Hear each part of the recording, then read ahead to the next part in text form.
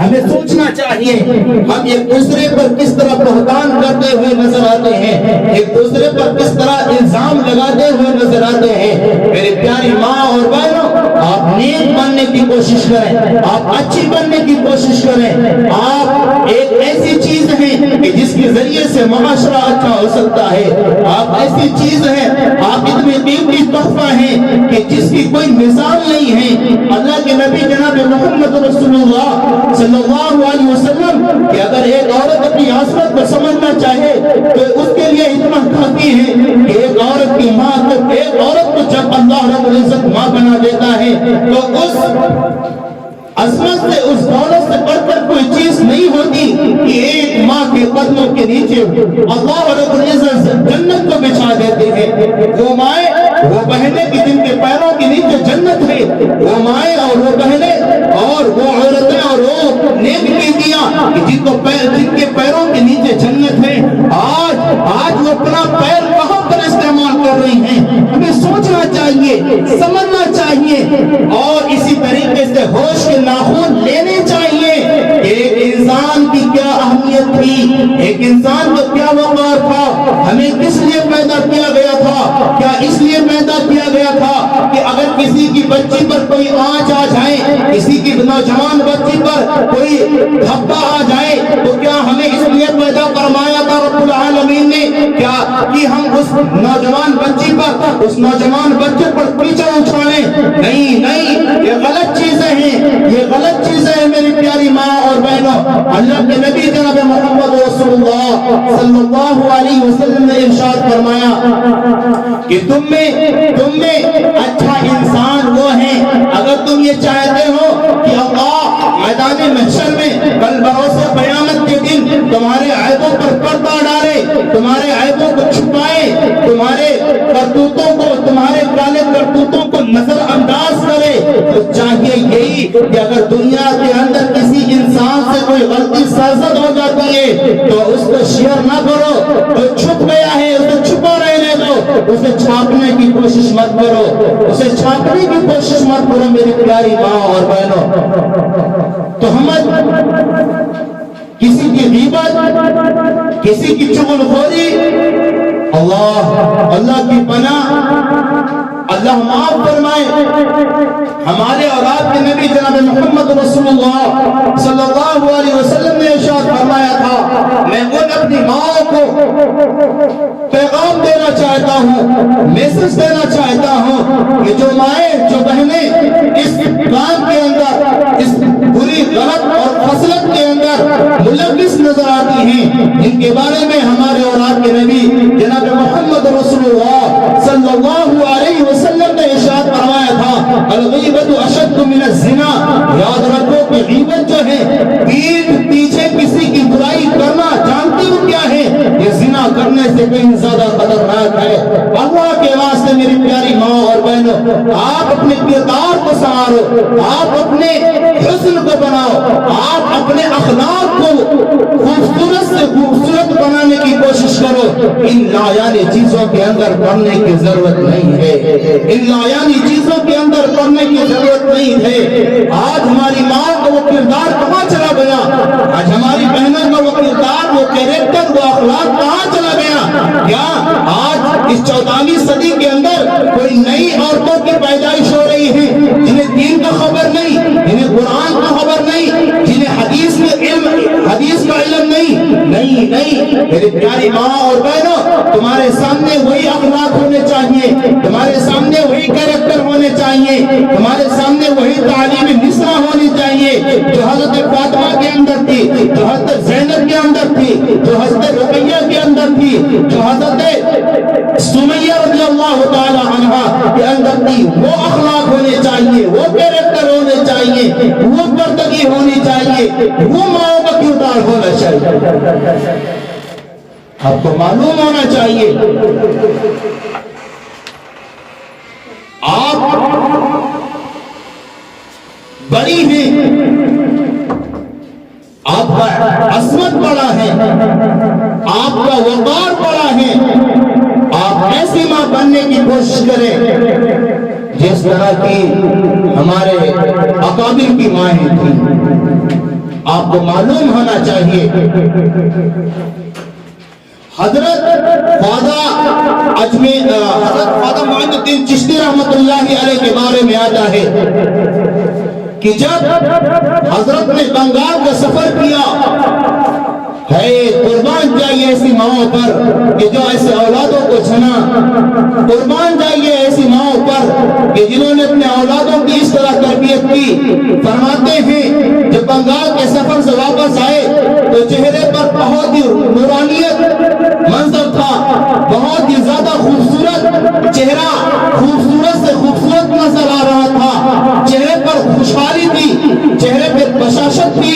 اور فرماتا ہے والدہ کو دیکھ کر کے والدہ لگتا ہے کہ میں بہت خوش نصیب ہوں۔ فرمایا بیٹا ماجرا کیا ہے؟ فرمایا اما جان آپ کو معلوم ہونا چاہیے کہ میں بنگال کے سفر سے واپس آیا ہوں اور صرف میرے چہرے کو دیکھ کر کے، میرے چہرے کو دیکھ کر کے 7 لاکھ غیر مسلموں نے کلمہ پڑھا ہے اور اسی طریقے سے 70 لاکھ مسلمانوں نے گناہوں سے توبہ کر کے میرے ہاتھ پر بیعت حاصل کی ہے۔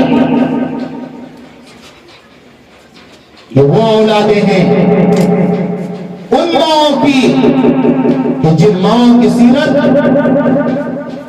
جناب محمد رسول اللہ صلی اللہ علیہ وسلم کی زندگی سے میچ کھاتی ہے۔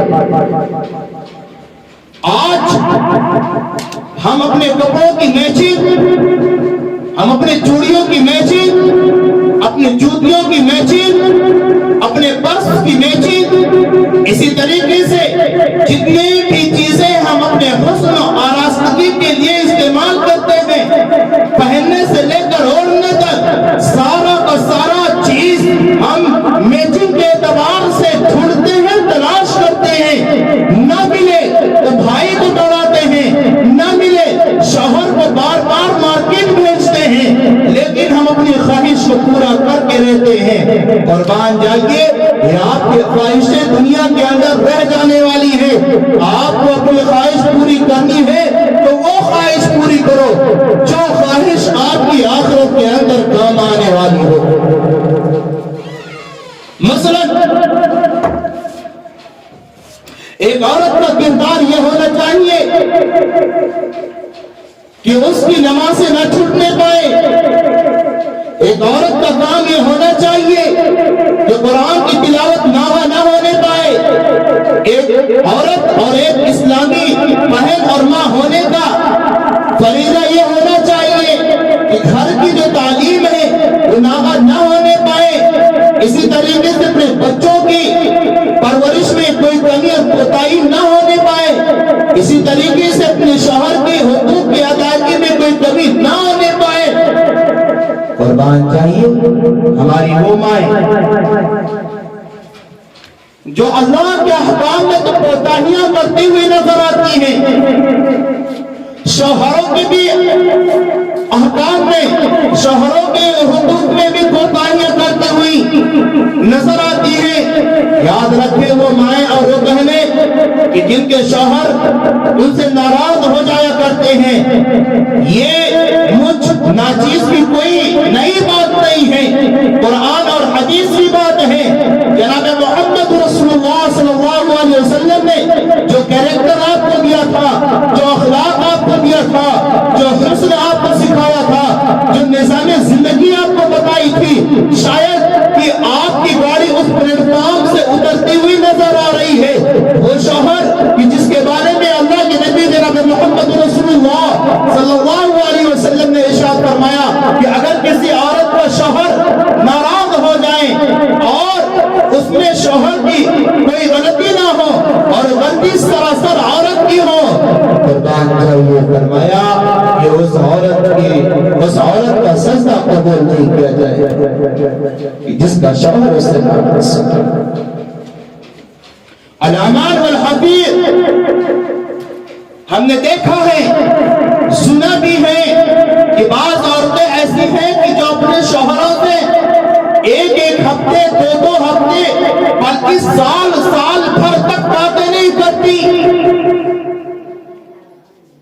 اللہ حفاظت فرمائے اس برے عمل سے۔ اور ہماری زندگی ہماری زندگی گزر رہی ہے، آج اللہ معاف فرمائے اگر ہماری زندگی گزر رہی ہے تو ایک دوسرے کی برائیوں کو دیکھنے میں ہماری زندگی گزر رہی ہے۔ کس کی عزت کو کس طرح اچھالا جائے، پڑوسن کو کس طرح بدنام کیا جائے، اس وبا کے اندر ہماری زندگی گزر رہی ہے۔ میری پیاری ماں اور بہنوں، آپ کو معلوم ہونا چاہیے کہ اس سماج کے اندر اگر ایک بات پھیلتی ہے تو اس کو 100 لوگ پھیلانے والے ہوتے ہیں، حالانکہ وہ حقیقت سے اس کا کوئی تعلق نہیں ہوتا۔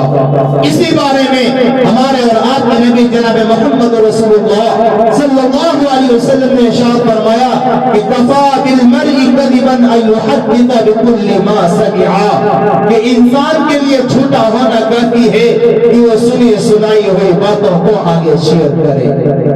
اللہ تعالی ہم سب کو غلط بات سننے اور غلط بات کہنے اور اسی طریقے سے غلط بات کو، جھوٹی بات کو آگے شیئر کرنے سے کوسوں دور ہم کو رہنے کی توفیق عنایت فرمائے اور تہمت کی باتیں چھوڑیے۔ آپ کو میں بتاؤں کہ ایک عورت پر تہمت لگانے کا الزام اور اس کی سزا کیا ہے آپ کو معلوم ہونا چاہیے۔ کادھلا کے اندر ایک عورت کا انتقال ہو گیا، چند عورتیں اس نیک بیوی اس عورت کو غسل دینے پہنچی اور فرمایا، غسل دینے کے دوران ایک عورت کا ہاتھ اس مردہ عورت کے جانب پر پہنچے تھے اور اس عورت کی زبان سے یہ نکلا کہ یہ عورت بدکار تھی۔ علمان الحفیظ اللہ کی پکڑ آ گئی۔ کتابوں کے اندر آتا ہے کہ جس عورت نے یہ لفظ فرمایا تھا کہ یہ عورت بدکار تھی،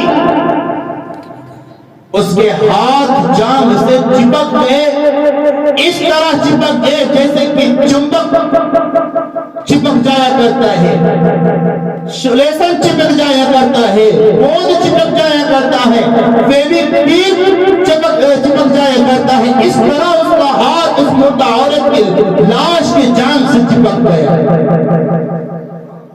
لاکھ کوشش کرتی ہے، چھڑانے کی کوشش کرتی ہے، ہاتھ نہیں چھڑتا، ہاتھ نہیں چھڑتا، ہاتھ نہیں چھڑتا۔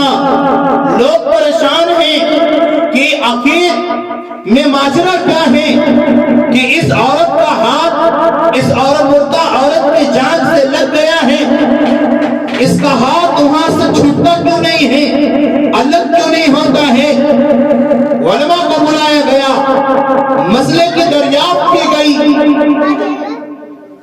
حقیقت کو معلوم کیا گیا تو اس عورت نے اقرار کیا کہ ہاں مجھ سے ایک غلطی یہ ہو گئی ہے کہ میں نے اس عورت پر الزام لگایا تھا۔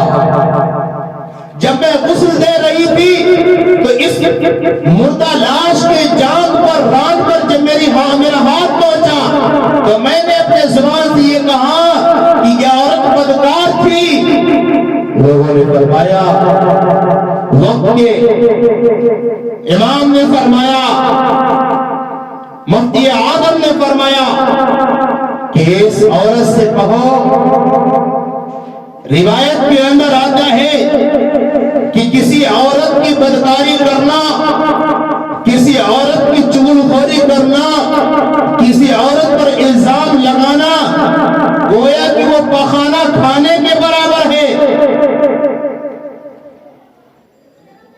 لیکن بعض روایت کے اندر آتا ہے کہ اگر کسی عورت پر یا کسی مرد پر کوئی انسان الزام لگائے، بہتان لگائے، گویا کہ وہ مردہ لاش کو کھانے کے برابر ہے، وہ اپنے مردہ بھائی کا گوشت کھاتا ہے۔ یہ الزام تراشی کی بات ہے، کسی پر تہمت لگانے کی سزا ہے۔ آپ کو بتاؤ، اسی لیے کہا جا رہا ہے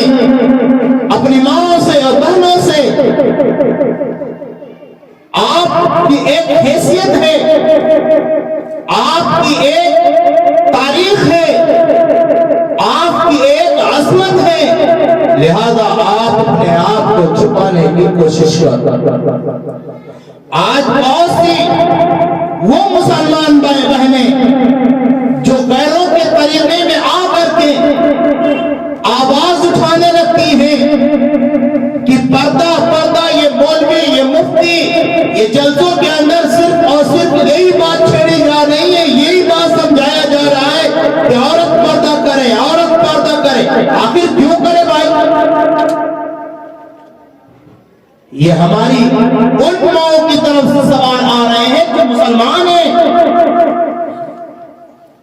میں آپ کو بتاؤں کہ پردہ کیا چیز ہوتی ہے اور کیوں کرنا چاہیے پردہ۔ آپ جانکار ہیں، عقل مند ہیں، سمجھدار ہیں۔ میں تو آپ کا چھوٹا بھائی، آپ کے بیٹے کی مانند ہوں، لیکن بات حقیقت جو ہے وہ یہ ہے کہ عورت کو پردہ اس لیے کرنا چاہیے۔ میں آپ سے ایک سوال کرنا چاہتا ہوں کہ اگر گھر کا گارجین گھر کے لیے کوئی کھانے کی چیز لاتا ہے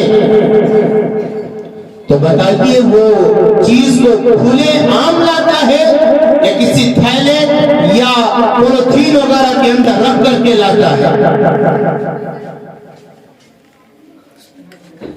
آپ کو پتا ہونا چاہیے، جانکار ہیں آپ، گویا کہ انسان کوئی سامان لاتا ہے تو اس کو بغیر پولیتھین یا پیک یا ٹوکری میں رکھے بغیر نہیں لاتا۔ کیوں نہیں لاتا؟ اس پہ گرد بیٹھ جائے گا، اس میں جراثیم پڑ جائے گی، جو کھائیں گے تو نقصان پہنچائے گی۔ آپ عقل مند ہیں، سمجھدار ہیں، عقل مندوں کے لیے اشارہ کافی ہوتا ہے۔ اسی طریقے سے اصلی تعلیم سے متاثر، سائنس اور ٹیکنالوجی سے متاثر ایک شخص جو تھے مسلمان، لیکن وہ آواز اٹھایا کرتے تھے۔ کیا آواز سے اٹھایا کرتے تھے کہ جب تک مسلمان اپنے بچوں پر پابندی لگاتے رہیں گے ترقی نہیں ہو سکتی۔ اور یہ پردے پردے پردے کی جو باتیں چلاتے ہوئے نظر آتے ہیں، میں اس کی حقیقت کو نہیں سمجھتا، نہیں جانتا۔ اصل دل کا پردہ ہوتا ہے، آنکھ کا پردہ ہوتا ہے۔ اگر ہمارا دل صاف ہے، دل پاک ہے، سب پاک ہے۔ یہ ان کا کہنا تھا۔ ایک صاحب اس تاڑ میں تھے کہ موقع ملے تب میں انہیں سمجھاؤں، لہذا ایک دن موڑ کے بیٹھے تھے اور ان صاحب سے ایک صاحب نے فرمایا کہ بھائی صاحب آپ تو یہ کہتے ہیں کہ پردے سے کوئی ترقی نہیں ہوتی، پردہ کرنے کا کوئی فائدہ نہیں ہے۔